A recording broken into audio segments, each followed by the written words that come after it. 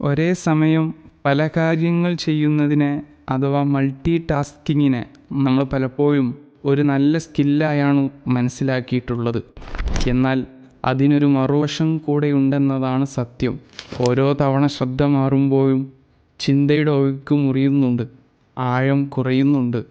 നമ്മളെല്ലാം ഉപരിപ്ലവമായി ചെയ്യാനും വേഗതയാർജിക്കാനുമാണ് ശ്രമിക്കുന്നത്. സാങ്കേതിക വിദ്യയുടെ കാലത്ത് തുറന്നു വെച്ച 1000 വഴികളാണ് നമ്മുടെ മുന്നിൽ. പക്ഷേ ഒന്നിലും നമുക്ക് അധികം മുന്നേറാൻ കഴിയാതെ പോകുന്നത് എന്തുകൊണ്ടാണ്? ഉത്തരം ലളിതമാണ്.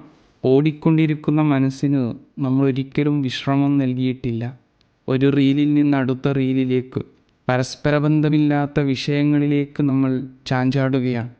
ഒഴിഞ്ഞിരുന്ന് സമാധാനമായി ശ്രദ്ധിച്ചാലോചിക്കുമ്പോഴേ നമ്മുടെ ചിന്തകളും വഴികളും വികസിക്കുകയുള്ളൂ എന്നത് നമ്മൾ മറന്നിരിക്കുന്നു.